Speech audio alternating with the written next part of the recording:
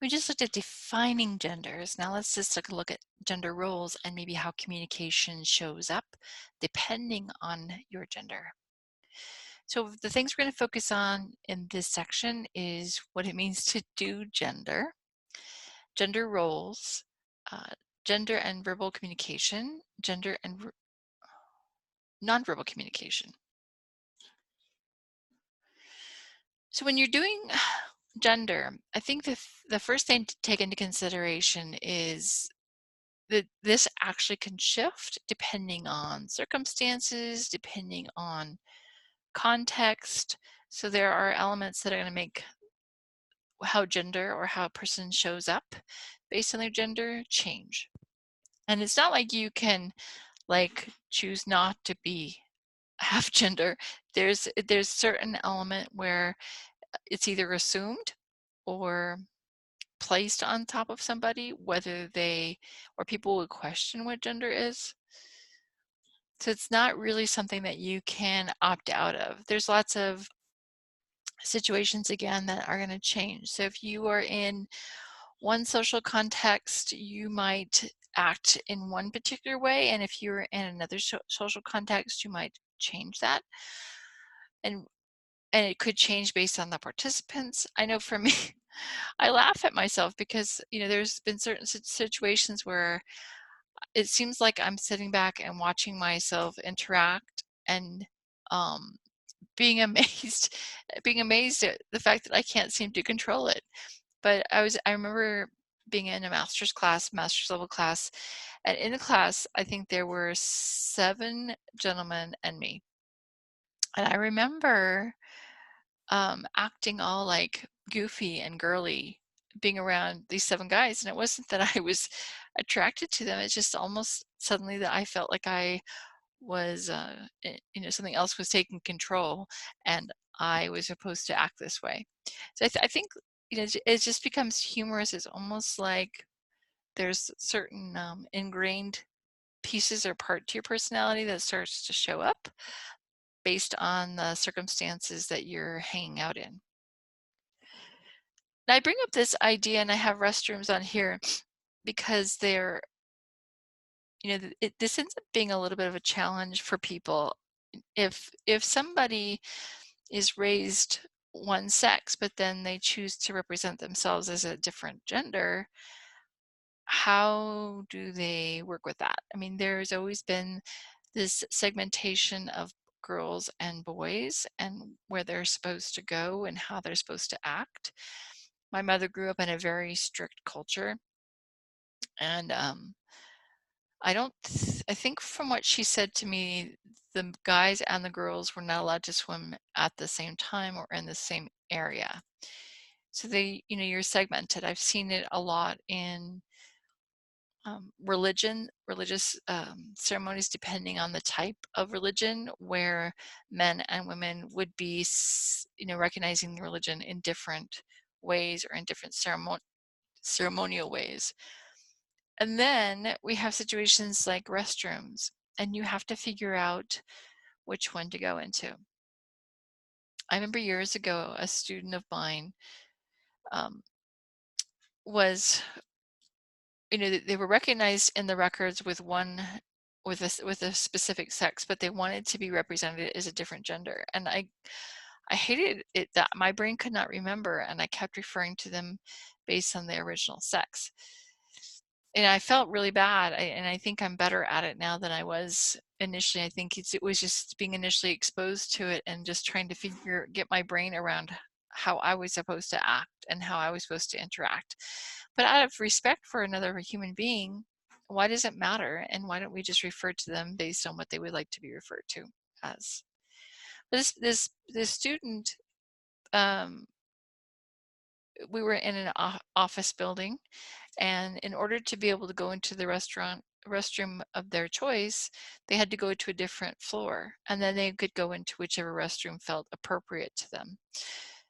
And we also have situations now where they're coming up with different types of restrooms, and the restrooms are family restrooms or non-gender restrooms, giving people an opportunity to reflect who they think they are, how they see themselves, rather than how society has been placing a role or a rule on who they're supposed to be. And I think this one's interesting, this idea of a pink tax.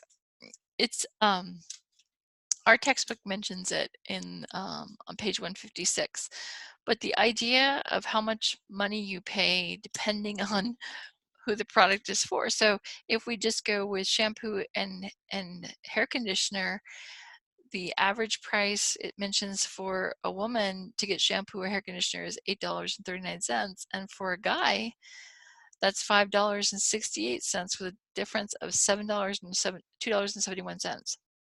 So if we look at $2.71 and you start looking at that and measuring it over a whole bunch of different things, the only difference is they may add some fragrance to it, and they may change the color of the bottle.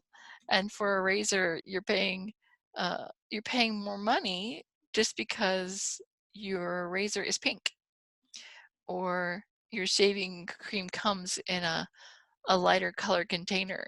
So it may be the exact same product. If you look and compare the ingredients on one to the other, they're the same, but with a different smell and a different packaging, we're going to charge more money depending on if it's meant for a male versus meant for a female. So just another way of representing gender. I mean, and you know, you want to make sure that you're purchasing the right product based on how you see yourself. So it's just another humorous way where this shows up. We also look at gender roles, and there are certain expectations about how you're supposed to act. So certain hairstyles are going to be acceptable based on your gender. So in the past, women would wear longer hairstyles, and there would be a certain shape or style to the way that the hair has been put together. And if you were a gentleman, you would wear a shorter hairstyle. Well, I think the 70s changed a lot of that. And of course, if you go back to the 1600s, there was longer hair worn back then too. But if we go to the more recent past, certainly the 60s and 70s changed some of that ideology, and there's lots of different ways of wearing hair now. But just belief systems around that, around how that's supposed to look and how people are supposed to act. And we look at sports and how people act within sports and how those roles are supposed to happen. In the movie League of Their Own, there's the famous line that that is uttered that there is no crying in baseball. And I think, yeah, Tom Hanks is the one that utters that line. There is no crying in baseball. There's no crying in baseball. And the idea that, a woman's going to be showing more emotion, well, she's been taught to do that. She's been taught to act a certain way.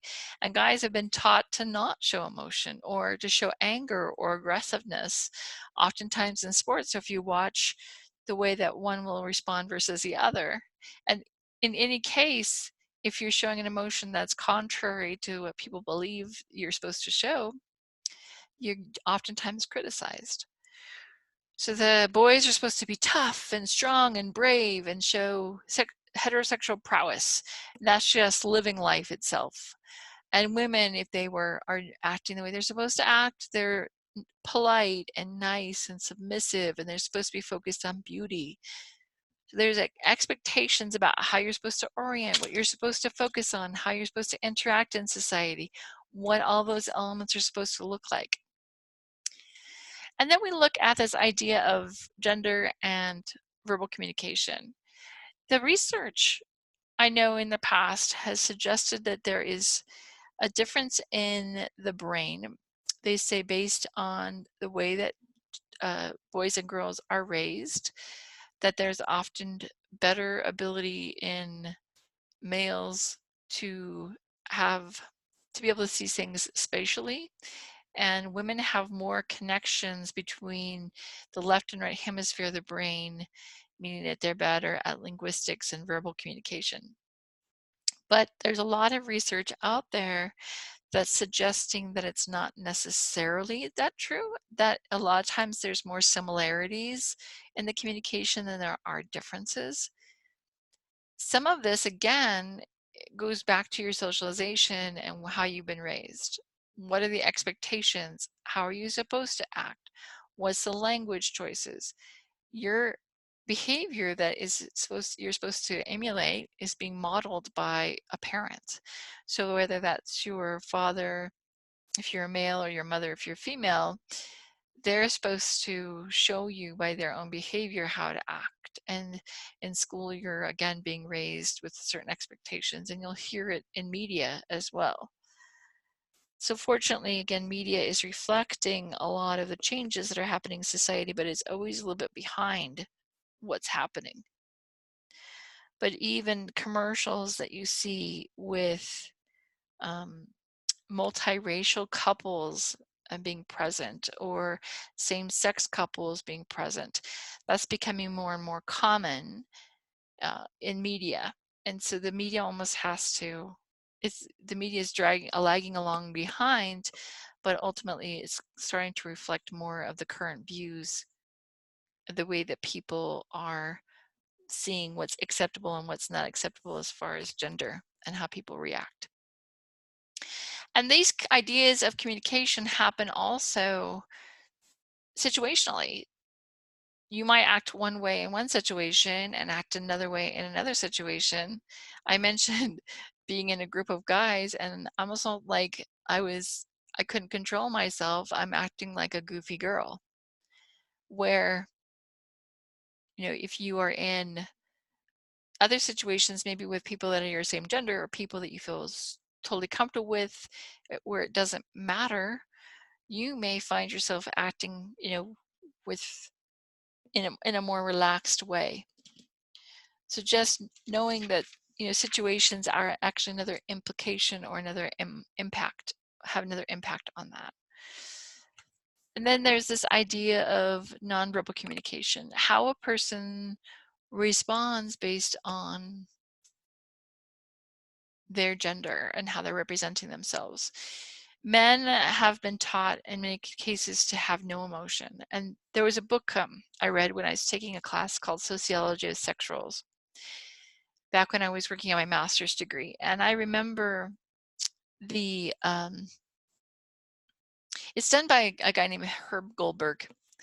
I remember there was two books to choose from. One was a book called Second Stage by Betty Friedan, who is a feminist. And then this book called Hazards of Being Male by Herb Goldberg. And the Hazards of Being Male was much smaller and shorter, and I had the choice between the two books. But actually, I was really interested in what the implications would be to be male in our society. And I think it's fascinating because oftentimes, there was so much fight with women, when I was younger, with gaining their own identity and becoming who they were, that it was sort of passed over, the sacrifices and all of the repercussions that happened to someone who was male, because they weren't really allowed to show emotion. There was a lot of restrictions placed on who they were supposed to be. They were supposed to be the breadwinner. They were supposed to be the one that made the money. They were the one that's supposed to go out of the house. And, there wasn't as many choices there wasn't a lot of choices for a male, because their job was to make sure that they were earning money for the home, and they weren't allowed to show emotion. They weren't allowed to do a lot of things. One of the things that showed up, and it's been quite some years since I read this, but I remember being struck by the idea that because of the level of pressure that men were under, that they were dying at a younger age. And there were a lot of, again, restrictions placed on them as males. And I think it just really opened my eyes to um, it opened my eyes to think about how restrictive that might be for a man to grow up a male. Women are more expressive. They're allowed to be more expressive. They're allowed to show emotion. They're allowed to place themselves out there um, in a more expressive way. Uh, they're allowed to cry. Now, if a woman is in a position of power, so whether that was a woman that was running for public office and she cried, then, then she was shown up as weak. Same thing happens if you're a man, and men aren't allowed to cry in politics really either. No one is supposed to show emotion, I think, in politics, but you know, if that happened and somebody showed passion and along with passion comes tears, then that's considered to be a form of weakness. So I think it also, as women are moving into these other realms, they're going to have to be show more male oriented expressions just to be taken seriously. And I think ultimately this whole thing will balance itself out. It's just not there yet. Now, there's been a lot of really interesting research, and I think Brene Brown is sort of leading this idea of vulnerability um, and emotion and what's acceptable and what's not acceptable. And as a qualitative researcher, meaning that she's researching by asking people questions, by interviewing, it's very difficult as a qualitative researcher sometimes to break the information down into segments in such a way that you can measure it perhaps, or maybe you just don't measure it. Maybe you just take in the information, but how do you assimilate it in a way that you're going to be able to use and make sense out of? Qualitative research means that you're taking numbers and you're crunching the numbers and getting clear statistics that you can run and get an idea about how much change or how much shift or how much of a particular thing a person might feel, where we don't have that in qualitative research. But the thing that becomes interesting in what she's doing now is that she's able to take information and make it applicable, and take it and make it and apply it to real life situations. And she initially was studying females, and because it seemed easier, and I think I don't know if there was an assumption that things might be really, really different from a male versus a female.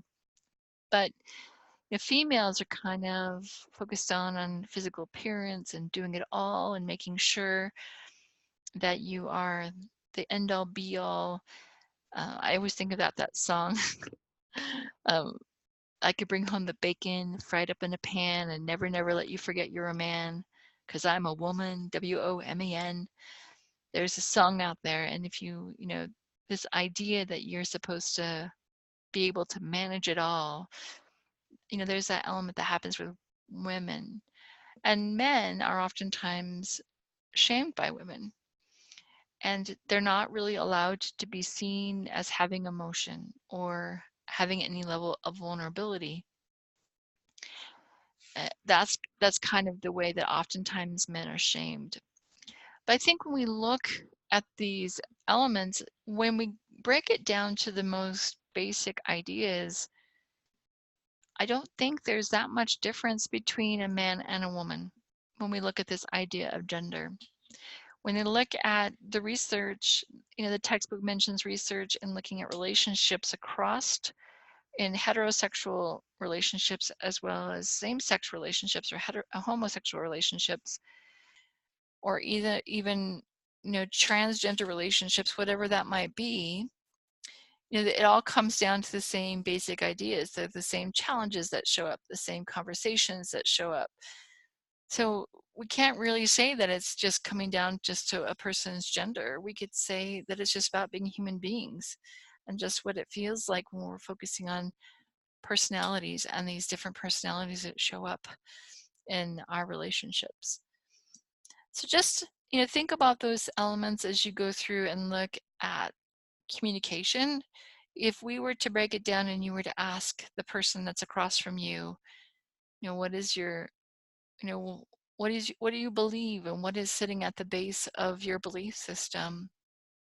I think that there really wouldn't be that much difference between men and women. So, personal opinion, but it's also kind of supported by what the textbook says as far as the research goes. If we really come down to it, we're looking for differences, but there really aren't that many differences. So we're just a bunch of human beings running around, just trying to figure out how to interact with other people in a way that feels good to us. All right, there you go. Thank you.